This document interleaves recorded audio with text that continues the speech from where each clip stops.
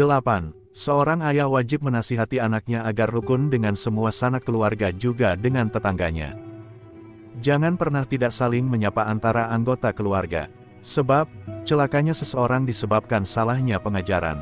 Ambillah pelajaran dari hewan yang paling buruk, sampai-sampai dihukumi najis mugholazah, yakni anjing. Jika anjing dilatih, ia akan menjadi anjing terlatih sehingga ia menjadi mulia. Jika anjing saja bisa dilatih dan diajari, apalagi manusia yang menjadi keturunan Nabi Adam dan Nabi Nuh alaihi salam. Celakanya manusia disebabkan pengajaran yang salah dari orang tuanya sebagaimana telah disebutkan dalam sebuah hadits. Semua anak dilahirkan dalam keadaan suci, maka ayahnya lah kedua orang tuanya, yang menjadikannya Yahudi, Nasrani, atau Majusi. Ketahuilah, dari semua yang telah disebutkan, manusia terbagi menjadi 3 macam. 1. Saudara. 2. Orang dekat tapi bukan saudara. 3. Bukan saudara, bukan orang dekat, hanya sama-sama muslim. Setelah mengetahui pembagian tersebut, kita butuh mengetahui adab berinteraksi atau bergaul dengan masing-masing dari ketiganya. Sebab, dalam memenuhi kebutuhan hidupnya, manusia pasti butuh berinteraksi dengan manusia yang lain. Dalam berinteraksi harus mengetahui tata cara, kebiasaan, dan tata krama yang berlaku. Sebab jika tidak, maka akan sulit berinteraksi dan sulit memenuhi kebutuhan hidupnya. Adab bergaul dengan orang awam. Ketika engkau diberi cobaan berupa hidup bersama orang muslim awam yang tidak engkau kenal, engkau harus mengetahui adabnya. Adapun adab bergaul dengan orang awam adalah sebagai berikut. 1. Menghindari mendengarkan perbincangan mereka. 2. Berusaha melupakan perbincangan mereka yang buruk. Jangan pernah ikut serta di dalamnya. 3. Berusahalah menghindari seringnya bertemu dengan mereka. 4. Mengingatkan dengan cara yang halus atas kemungkaran yang mereka lakukan. 5. Jika bertemu, bertatap mukalah dengan penuh sopan santun dan hati yang bijaksana.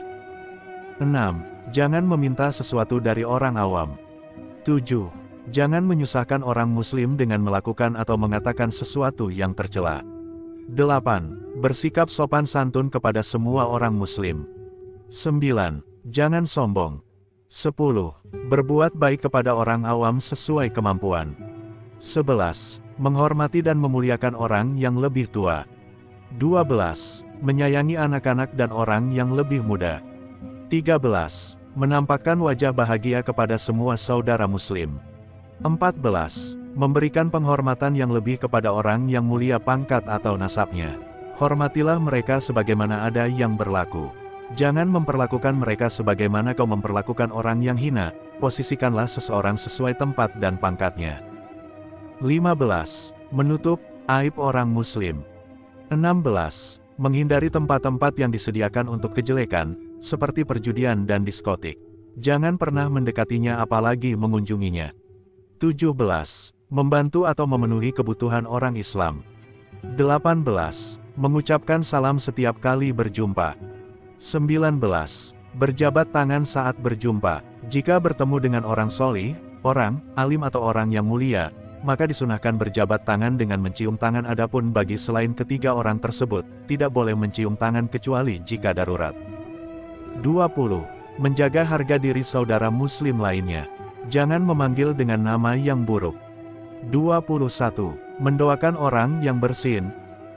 22. Jika mendapat cobaan berupa berkumpul dengan orang yang gemar menyebarkan fitnah dan gemar melakukan perbuatan tercela, maka perlakukanlah mereka dengan baik dan jagalah fitnah mereka dengan cara senantiasa berbuat baik serta merendahkan diri di hadapan mereka.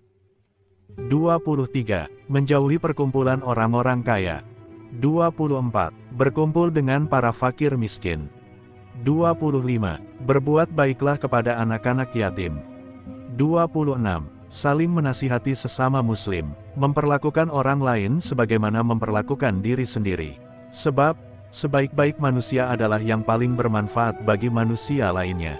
Dalam sebuah hadits disebutkan, barang siapa yang tidak memerhatikan urusan kaum muslim maka ia bukanlah golongan mereka muslimin.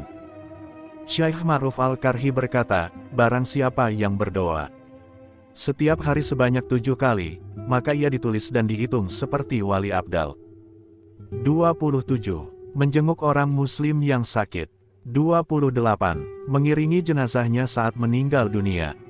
Semua yang telah disebutkan ini adalah adab kepada orang muslim yang bukan merupakan sanak keluarga. Hak tetangga. Ketahuilah, selain hak sesama muslim, tetangga juga memiliki hak yang lainnya, yakni hak sebagai tetangga karena Rasulullah Shallallahu Alaihi Wasallam pernah bersabda, tetangga ada 3 macam. Pertama, tetangga yang memiliki 1 hak. Kedua, tetangga yang memiliki 2 hak. Ketiga, tetangga yang memiliki 3 hak. Adapun yang memiliki 3 hak, yaitu tetangga muslim yang merupakan saudara. Dia memiliki hak karena tetangga sesama muslim, dan saudara. Yang memiliki 2 hak, yaitu tetangga muslim. Dia memiliki hak karena tetangga dan sesama muslim.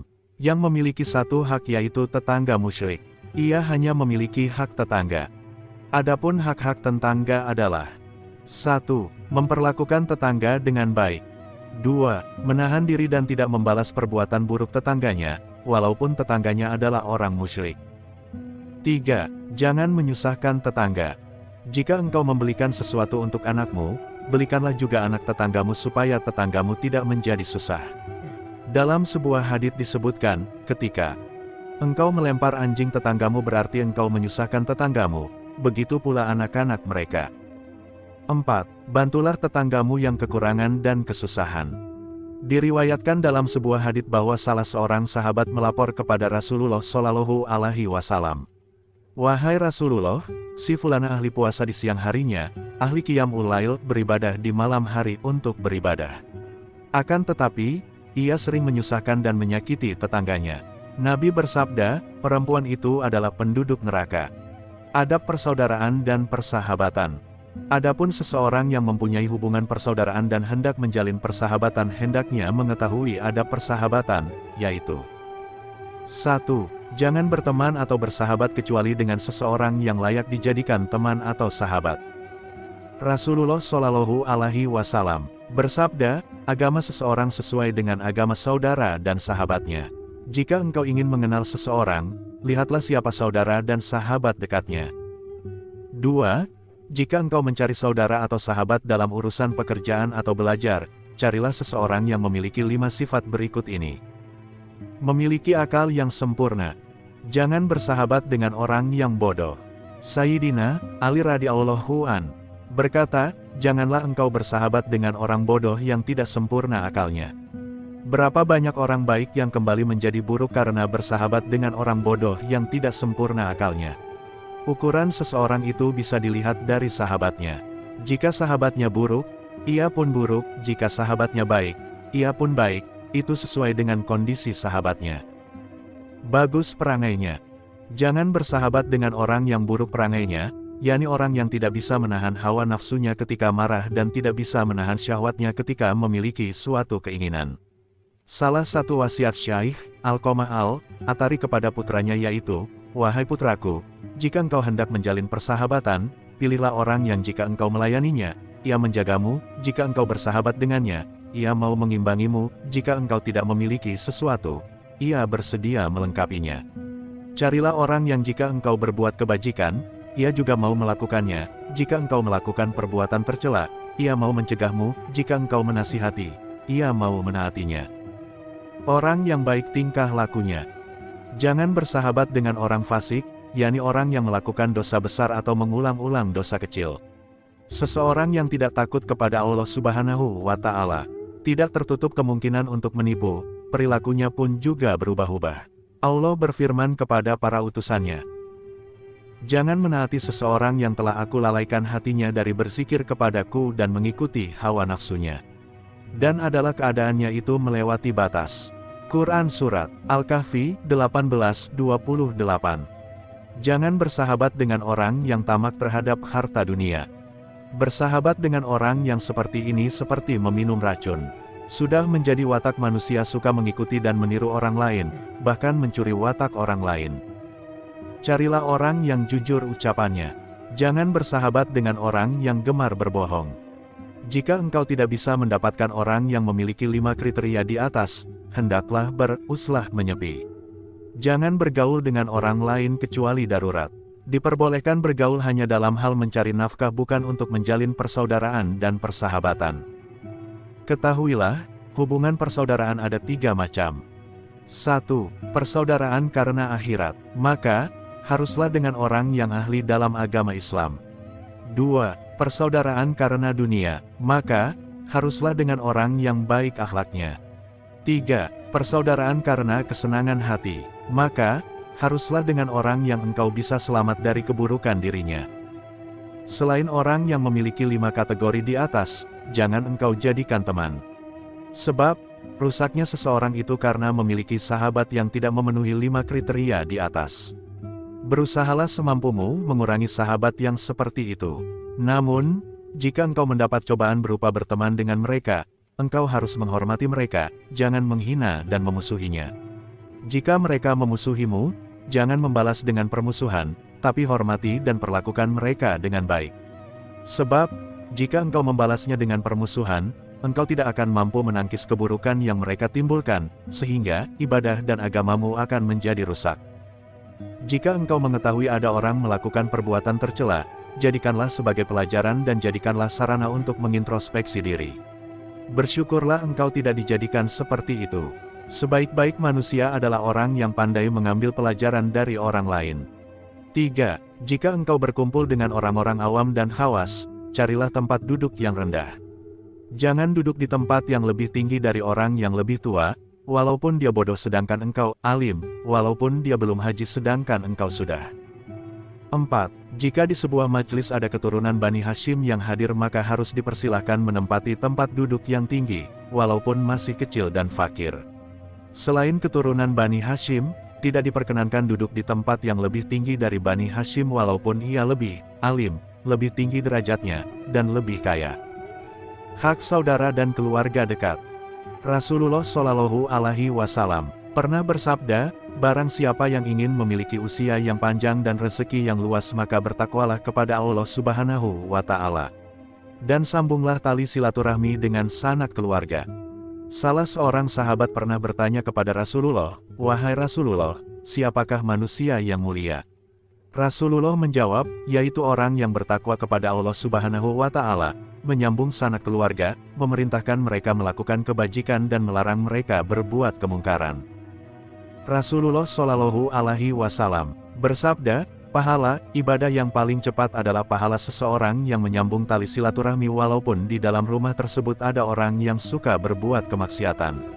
Hartanya semakin banyak, rezekinya semakin barakah, dan keluarganya bertambah banyak disebabkan menyambung sanak keluarga. Mana silaturahmi adalah saling mengunjungi dan memberi sesuatu. Saling mengunjungi ketika ada anggota keluarga yang sakit, dan membantu jika ada yang membutuhkan. Bersedekah kepada orang fakir yang bukan keluarga pahalanya 1, sedangkan bersedekah kepada orang fakir yang merupakan sanak keluarga pahalanya 2. Karenanya, anggota keluarga yang miskin lebih berhak engkau kunjungi dan beri sedekah. Jangan pernah memutuskan tali kekeluargaan hanya karena seseorang itu miskin.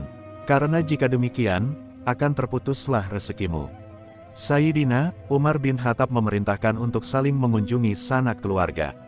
Jangan berkumpul dan bertempat dalam satu rumah, karena berkumpulnya beberapa keluarga dalam satu rumah akan menyebabkan sulitnya memenuhi kebutuhan hidup, rawan terjadi pertengkaran yang bisa menyebabkan terputusnya tali persaudaraan. Wallahu a'lam bishawab. Adab berteman. Jika sudah menemukan seorang teman yang memenuhi 5 kriteria di atas, maka adab menjalin hubungan pertemanan adalah 1. Mendahulukan kebutuhan sahabatnya daripada dirinya sendiri dalam urusan harta. Jika tidak punya uang, cukup penuhilah apa yang menjadi hajatnya. 2. Menolong dengan cara mendatanginya. 3. Menyembunyikan sesuatu yang menjadi aibnya. 4. Jangan ikut serta dengan orang-orang yang menggunjingkan keburukannya. 5. Memberikan sesuatu yang bisa membahagiakannya. 6. Mendengarkannya saat berbicara, jangan menyela sebelum ia menyelesaikan pembicaraan. 7. Memanggil dengan nama panggilan yang terbaik. 8. Memuji kebaikannya.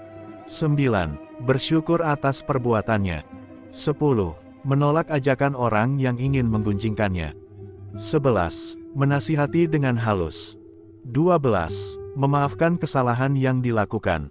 13. Mendoakannya baik saat ia ada maupun tidak ada, saat ia masih hidup maupun sudah wafat. 14. Berbuat baik kepada keluarganya dan anak cucunya, saat ia masih hidup maupun sudah wafat. 15. Menghiburnya saat mengalami kesusahan. 16. Menghormatinya saat berjumpa dimanapun.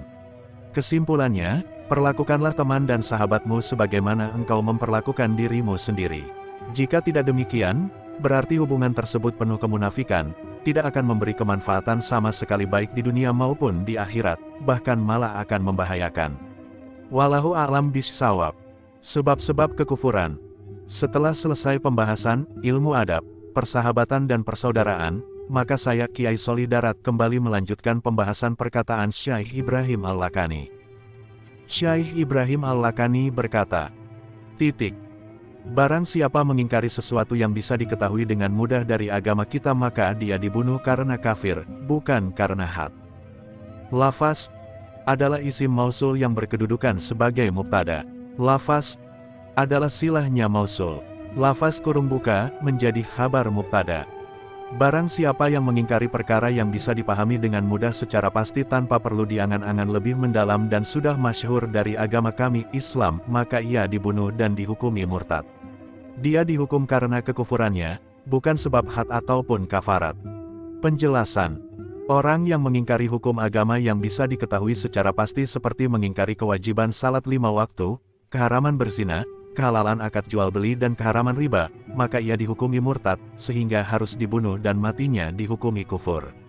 Seseorang yang ingkar seperti ini hukumnya harus dibunuh karena kekufurannya bukan sebab had hukuman, ataupun kafarat penebusan atas dosanya.